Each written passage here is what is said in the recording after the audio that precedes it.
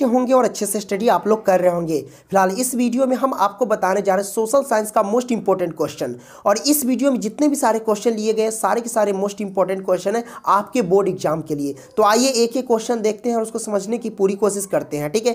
बिल्कुल स्किप मत करना। अगर आप लोग इसका PDF डाउनलोड करना चाहते हैं तो लिंक डिस्क्रिप्शन में है, या फिर गूगल में सर्च करना pankajstudycenter.com, वहां से जाकर के सभी सब्जेक्ट का मॉडल पेपर जो है वो डाउनलोड कर सकते हैं, ठीक है। तो आइए एक एक क्वेश्चन लेते हैं, उसको समझने की पूरी कोशिश करते हैं। यहां पे पहला प्रश्न क्या कहता है कि यंग यूरोप का संस्थापक कौन था। यंग यूरोप का संस्थापक कौन था ये पूछा जा रहा है। यहाँ पे 4 ऑप्शन दिए गए हैं, जैसे कि दिया गया ऑप्शन ए में मेजनी, गैरिबाल्डी, विक्टर इमैनुअल या फिर मुसोलिनी। तो इसका करेक्ट आंसर क्या होगा, मैं आपको बता दूं कि इसका करेक्ट आंसर होगा मेजनी। अब यहाँ पे हम बात करते हैं कि मेजनी का पूरा नाम क्या है। मेजनी का पूरा नाम है ज्यूसेप मेजनी। क्या है, ज्यूसेप मेजनी है इसका पूरा नाम।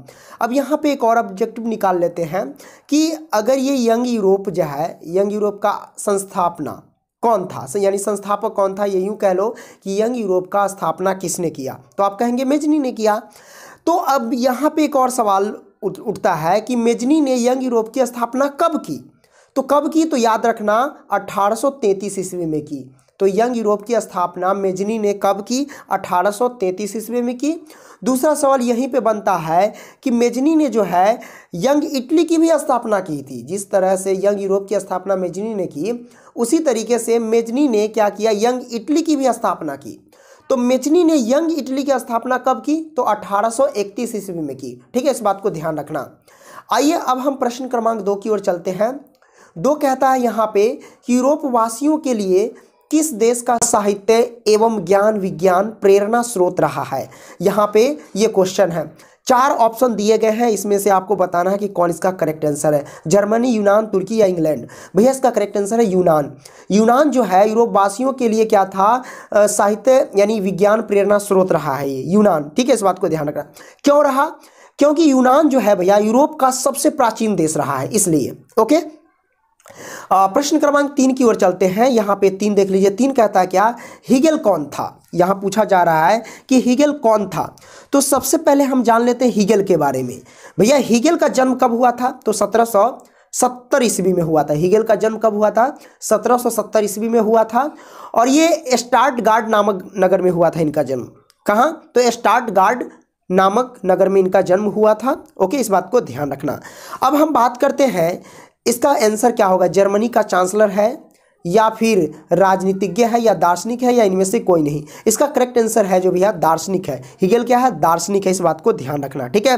तो जर्मनी के प्रसिद्ध आदर्शवादी दार्शनिक है, इस बात को ध्यान रखना। ये जो हमारे पास हीगेल जो है ये जर्मनी के क्या फेमस आदर्शवादी दार्शनिक है। ओके, आपने समझ लिया, ठीक है। अब हम समझते हैं प्रश्न क्रमांक 4। प्रश्न क्रमांक 4 क्या कहता है कि रक्त एवं लौह की नीति का अवलंबन किसने किया था। रक्त एवं लौह की नीति का अवलंबन किसने किया था। यहाँ पे 4 ऑप्शन दिए गए हैं, मेजनी, हिटलर, बिस्मार्क या विलियम। बताइए इन चारों में से इसका करेक्ट आंसर क्या होगा। इसका करेक्ट आंसर है बिस्मार्क। क्या इसका करेक्ट आंसर, बिस्मार्क।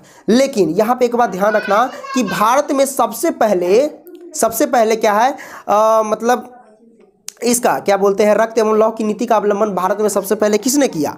आपसे अगर पूछ दिया जाए तो क्या बताएंगे, तो आप बताएंगे गयासुद्दीन बलबन। क्या है, बलबन है, ठीक है।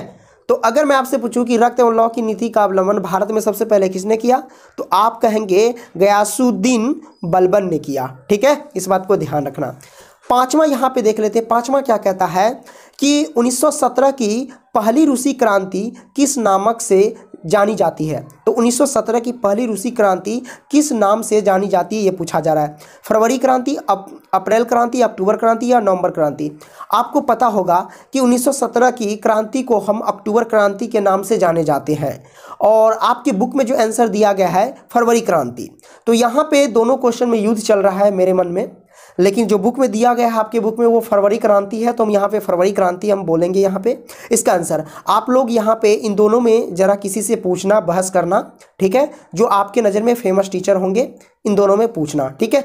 ओके, चलिए, तो यहाँ पे अभी हम आंसर दे रहे हैं फरवरी क्रांति। ओके, कोई दिक्कत नहीं है। तो यहाँ पे आपने क्या जाना कि 1917 की पहली रूसी क्रांति, यानी रूसी क्रांति को हम अक्टूबर क्रांति भी बोलते हैं, इस बात को ध्यान रखना। ओके, और इसका आंसर होगा फरवरी क्रांति। प्रश्न क्रमांक 6 क्या कहता है? 6 कहता है कि साम्यवादी शासन का पहला प्रयोग कहाँ हुआ था? साम्यवादी शासन का पहला प्रयोग कहाँ हुआ था, ये पूछा जा रहा है 6 में। इसका करेक्ट आंसर हो जाएगा रूस। साम्यवादी शासन का पहला प्रयोग कहाँ हुआ था? तो रूस में हुआ था। करेक्ट। चलिए प्रश्न क्रमांक 7 की ओर चलते हैं। 7 कहता है कि लाल सेना का गठन किसने किया था? लाल सेना का गठन किसने किया था, ये पूछा जा रहा है आपसे। कार्ल मार्क्स या स्टालिन या ट्रोट्स्की? ये ऐसे लिखाएगा ट्रोट्स्की, इस तरीके से ऊपर आएगा, ठीक है, ट्रोट्स्की, ओके, या केरेंस्की। इसका बताइए लाल सेना का गठन किसने किया? तो इसका करेक्ट आंसर क्या हो जाएगा? ट्रोट्स्की ने किया। कब किया? तो भैया उन्होंने जो किया भैया वो 1918 ईस्वी में किया। कब किया भैया? 1800 ईस्वी में किया लाल सेना का गठन। ठीक है, आपने इसको समझ लिया। प्रश्न क्रमांक 8 की ओर चलते हैं। 8 क्या कहता है यहाँ पे देख लेना। 8 कहता कि हिंद चीन में कौन देश सम्मिलित नहीं था? हिंद चीन में कौन से देश जो है वो सम्मिलित नहीं था? तो भैया यहाँ करेक्ट आंसर है चीन जो है वो सम्मिलित नहीं था। बाकी ये वियतनाम हो गया, लाओस हो गया, कंबोडिया हो गया, सिंगापुर हो गया, ये सब क्या था? हिंद चीन में सम्मिलित था। इस बात को ध्यान रखना। तो एक चीन जो था वो हिंद चीन में क्या था? सम्मिलित नहीं था। ओके, आपने समझ लिया। 9वां देख लेते हैं। 9वां क्या कहता है कि चौरा चौरी कांड के बाद गांधी जी ने निम्नलिखित में किस आंदोलन को बंद कर दिया? ये पूछा जा रहा है ना। तो देखिए चौरा चौरी कांड जो हुआ था, यानी चौरा चौरी जो आंदोलन हुआ था वो गांधी जी के द्वारा चलाया गया था। ठीक है, इस बात को ध्यान रखना। तो चौरा चौरी कांड के बाद गांधी जी ने निम्नलिखित में किस आंदोलन को बंद कर दिया?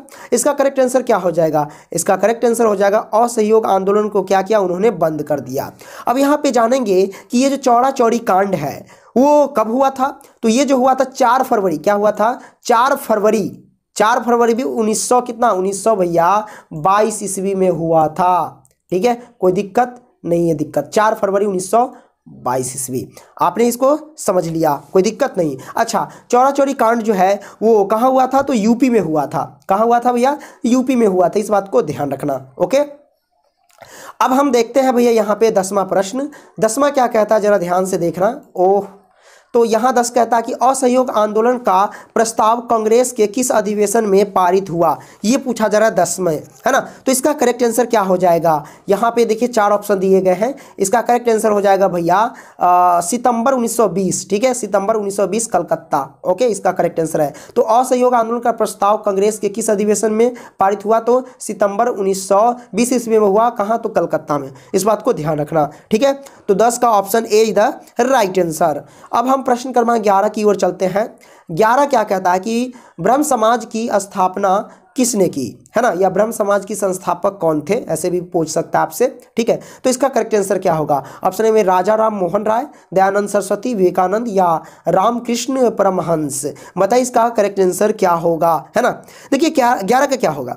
11 का करेक्ट आंसर जो हो जाएगा भैया वो है राजा राम मोहन राय। ठीक है, ब्रह्म समाज की संस्थापक कौन थे? तो राजा राम मोहन राय। ठीक है, आइए अब हम देखते हैं प्रश्न क्रमांक 12। प्रश्न क्रमांक 12 क्या कहता है कि सिपाही विद्रोह कब हुआ था? तो सिपाही विद्रोह कब हुआ था? यहाँ पे 4 ऑप्शन दिए गए हैं। बताइए चारों में से करेक्ट आंसर क्या होगा? सिपाही विद्रोह जो हुआ था वो 1857 ईस्वी में हुआ था सिपाही विद्रोह। इस बात को ध्यान रखना। ओके, तो आपने इसको समझ लिया। Option B is the right answer. वही हम बात करते हैं 13 क्या कहता है? गदर पार्टी की स्थापना किसने और कब की? यहाँ पे पूछा जाए कि गदर पार्टी की स्थापना किसने और कब की? तो हम सबसे पहले जानते हैं कि गदर पार्टी की स्थापना किसने की? तो देखो भैया इसका करेक्ट आंसर हो जाएगा ऑप्शन सी। तो गदर पार्टी की स्थापना जो है लाल हरदयाल ने की। ठीक है, कब की? तो 1913 ईस्वी में की। ओके, अब हम चलते हैं प्रश्न क्रमांक 14 की ओर। 14 क्या कहता है कि इंग्लैंड में सभी स्त्री एवं पुरुषों को वयस्क मताधिकार कब प्राप्त हुआ? ये पूछा जा रहा है। तो बताइए इसका करेक्ट आंसर क्या होगा? यहाँ पे 4 ऑप्शन दिए गए हैं। चारों में इसका करेक्ट आंसर क्या हो जाएगा? इसका करेक्ट आंसर हो जाएगा 1918 ईस्वी। ओके, यानी option C is the right answer. Okay, ये ओके। आइए प्रश्न क्रमांक हम चलते हैं 15 की ओर। 15 कहता है कि दुर्गापुर स्टील प्लांट किस राज्य में स्थित है? दुर्गापुर स्टील प्लांट किस राज्य में स्थित है? आपको पता होगा कि दुर्गा पूजा जो होता है वो बंगाल में बहुत ही धूमधाम से मनाया जाता है। इस बात को ध्यान रखना। ठीक है, तो दुर्गापुर स्टील प्लांट किस राज्य में स्थित है? तो मैं आपको बता दूं पश्चिम बंगाल में स्थित है। ठीक है, या यूँ कह लो तो वेस्ट बंगाल। आपने इसको समझ लिया। तो 15 का करेक्ट आंसर क्या हो जाएगा भैया? 15 का करेक्ट आंसर हो जाएगा ऑप्शन सी। चलिए प्रश्न क्रमांक हम चलते हैं 16 की ओर। 16 कहता है कि 1917 ईस्वी में भारत में पहली जूट मिल किस शहर में स्थापित हुई, ये पूछा जा रहा है आपसे। इसका करेक्ट आंसर क्या होगा? कलकत्ता है, ऑप्शन बी में है दिल्ली, सी में मुंबई और डी में है पटना। इसका करेक्ट आंसर हो जाएगा भैया कलकत्ता। ठीक है, ओके, आपने समझ लिया। प्रिय छात्रों, मैं आपको बता दूं कि देखो आप लोगों का मैं प्रत्येक दिन ऑनलाइन टेस्ट ले रहा हूं। ठीक है, आपको सेट दे चुका हूं कि कैसे ऑनलाइन टेस्ट देना है। ठीक है, आप लोग रोज सुबह उठो और जा करके टेस्ट दो। ठीक है, अब उससे क्या होता है कि आपका जो है ना अनुभव जो होता है ना वो थोड़ा हाई लेवल का होता है। आप एक्सपीरियंस होल्डर हो जाते हो कि हमने कितना सही कर पा रहे हैं और कितना गलत कर पा रहे हैं, उसका अनुभव आपको लग जाता है। 17 क्या कहता है देख लीजिए। सासाराम नगर का विकास कब हुआ था? मध्यम युग में, प्राचीन युग में या आधुनिक युग में, या इनमें से कोई नहीं। करेक्ट आंसर क्या होगा? सासाराम नगर का विकास कब हुआ था, है ना। तो 17 का करेक्ट आंसर क्या हो जाएगा? 17 का करेक्ट आंसर होगा मध्य युग में। ठीक है, आपने इसको समझ लिया, यानी ऑप्शन ए इधर राइट आंसर। ओके, चलिए प्रश्न क्रमांक 18 की ओर चलते हैं।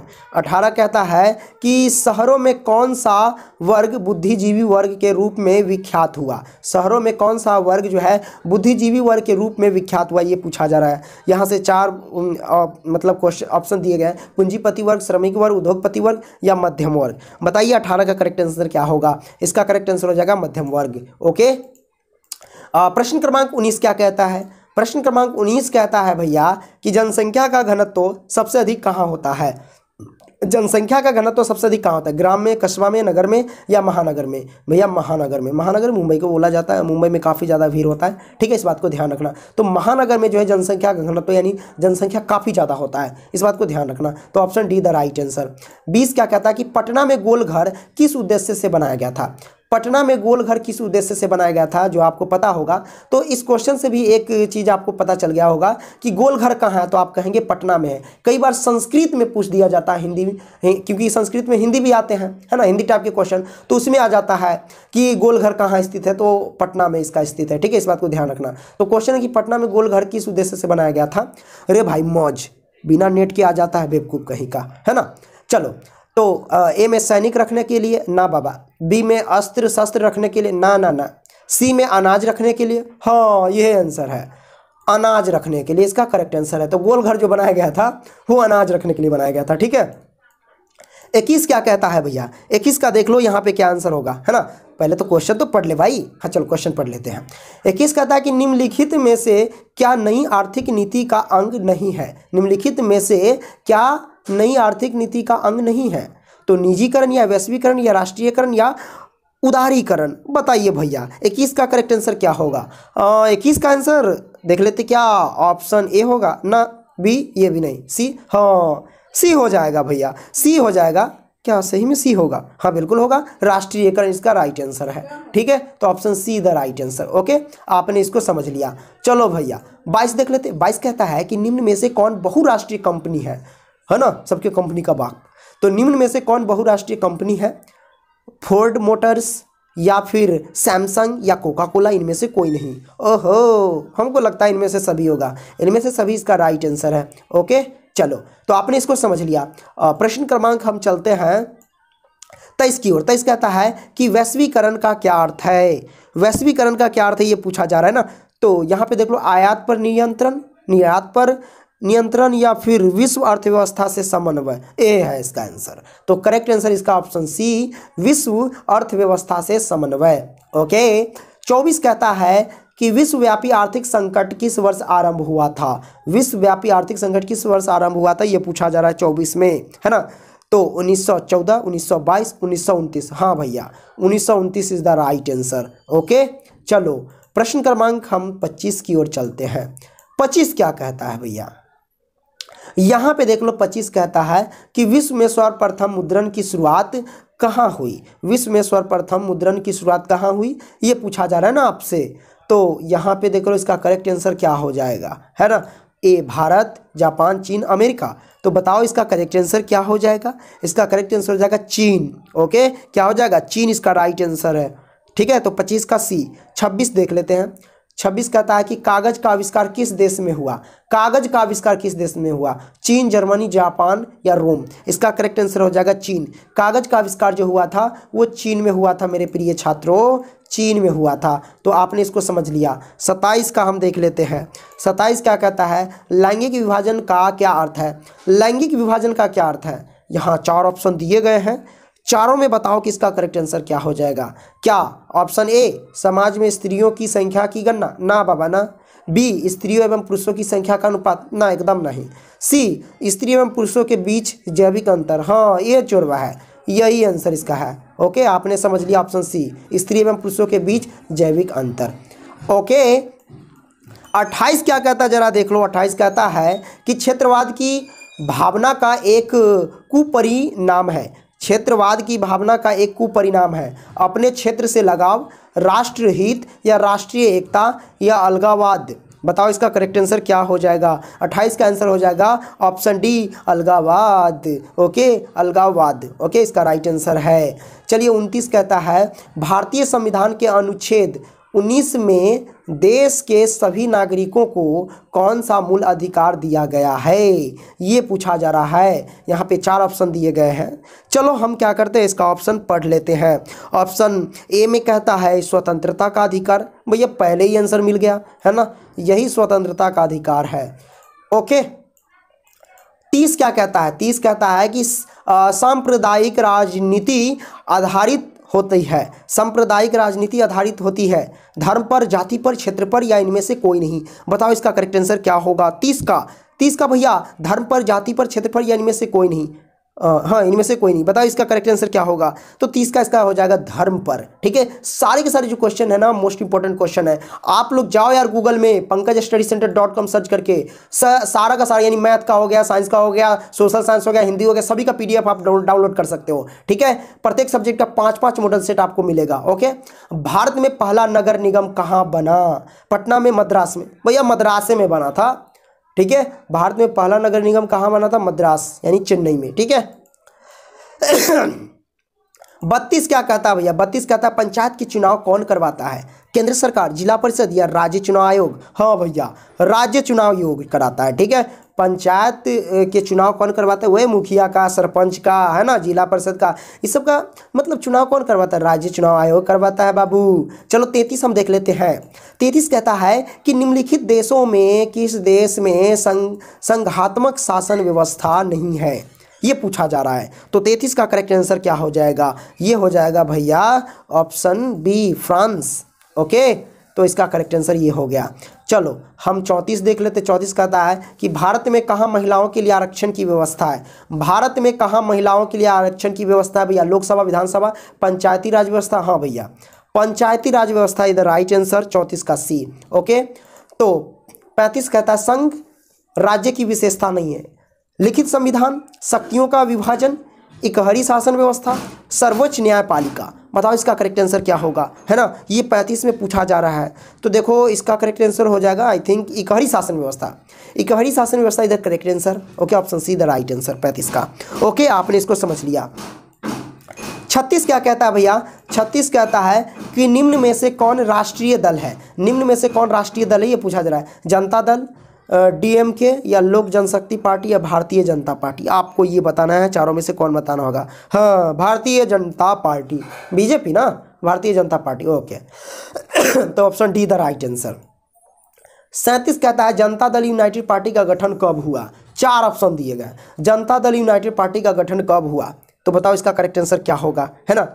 यहाँ 4 ऑप्शन दिए गए हैं। चलो आइए ऑप्शन पढ़ लेते हैं। 1992 ईस्वी, 1995 ईस्वी, 1999 ईस्वी। हाँ भैया, ये आंसर है 1999 ईस्वी द करेक्ट आंसर। 38 कहता है कि निम्न में से कौन राष्ट्रीय दल नहीं है। बताइए निम्न में से कौन जो है वो राष्ट्रीय दल नहीं है, भारतीय कांग्रेस या फिर बहुजन समाज पार्टी या लोक जनशक्ति पार्टी या भारतीय जनता पार्टी। हाँ बताओ इसका करेक्ट आंसर क्या होगा, है ना। तो ये हमारे पास 38 का करेक्ट आंसर क्या हो जाएगा, 38 का भैया ये लोक जनशक्ति पार्टी होगा, option C the right answer. Okay, ए यार हटना, 39 देख ले। हाँ 39 देख लेते हैं। नेपाल में लोकतंत्र की पुनः स्थापना कब हुई, most important question. 2005, 2006, 2003, 2010, 2006 is the right answer. 39 का बी हो जाएगा। 40 देख लेते हैं। 40 कहता है कि निम्न में कौन किसान यूनियन के नेता थे? निम्न में कौन किसान यूनियन के नेता थे, ये पूछा है। मोरारजी देसाई या फिर जयप्रकाश नारायण या महेंद्र सिंह टिकैत या चौधरी चरण सिंह? इसका करेक्ट आंसर क्या हो जाएगा? तो मैं आपको बता दूं भैया, इसका करेक्ट आंसर जो हो जाएगा वो है कि महेंद्र सिंह टिकैत, यानी 40 का option C the right answer, option C Mahendra Singh Tikait. Class 10th board exam 2023 के लिए सभी सब्जेक्ट का मॉडल से डाउनलोड करने के लिए गूगल में सर्च करें pankajstudycenter.com। देन सर्च करने के बाद इस पर क्लिक कर दें। देन क्लिक करने के बाद आपको कुछ इस तरीके का इंटरफेस खुलेगा, यानी वेबसाइट खुल जाएगा। उसके बाद क्या करना है, ये जो 3 डॉट देख रहे हैं ना, 3 का आइकन जो दिखा रहा है, इस पर क्लिक कर देंगे। देन क्लिक करने के बाद आपको क्या करना है भैया, लाइव यानी ऑनलाइन टेस्ट जो देख रहे हैं यहाँ पे, ये जो ऑप्शन, इस पर क्लिक कर देंगे। तो चलिए हम क्लिक करते हैं। देन क्लिक करने के बाद यहाँ पे देखिए सभी सब्जेक्ट का मॉडल सेट यहाँ से डाउनलोड कर सकते हैं। तो अभी हम डाउनलोड करेंगे model set download PDF and online test mathematics. तो मैथमेटिक्स का हम मॉडल सेट डाउनलोड करना चाहते हैं। अब यहाँ पे हम मॉडल सेट आ चुका है। आप देखिए ये सेट 3 का मॉडल सेट है, इस तरीके देखोगे तो ये सेट 2 का मॉडल सेट है। चलो हम सेट 2 का मॉडल सेट डाउनलोड करके बताते हैं। यहाँ पे क्लिक कर देंगे सेट 2 पर। देन उसके बाद नीचे जाओगे तो यहाँ पे देखिए जीमेल आईडी मांगेगा, उसके बाद नाम भरेगा, स्टार्ट क्विज करोगे तो ये यहाँ से ऑनलाइन टेस्ट दे सकते हो, ठीक है। लेकिन अगर आप ऑनलाइन टेस्ट नहीं देना चाहते हो, सिर्फ यहाँ पे मॉडल सेट ही डाउनलोड करना चाहते हैं, तो यहाँ पे क्या करें, ये जो आप देख रहे हैं इस पर क्लिक कर दे। देन 1 मिनट यहाँ पे क्लिक कर दें। देन क्लिक करने के बाद यहाँ पे डाउनलोड है तो डाउनलोड पे क्लिक कर दे, तो ये डाउनलोड हो गया, ठीक है। अब मान लो कि डाउनलोड करने के बाद जब इसको सॉल्व करोगे तो सॉल्व करने के दौरान आप नहीं सॉल्व कर पाओगे, ठीक है। अगर नहीं सॉल्व कर पाते हो, इसका सॉल्यूशन देखना चाहते हो, तो यहाँ से आपका सॉल्यूशन भी मिल जाएगा। यहाँ पे क्लिक करोगे तो डायरेक्ट आपको यूट्यूब पे लेके जाएगा। तो इसी तरीके से सभी सब्जेक्ट का मॉडल से डाउनलोड कर सकते हैं। धन्यवाद।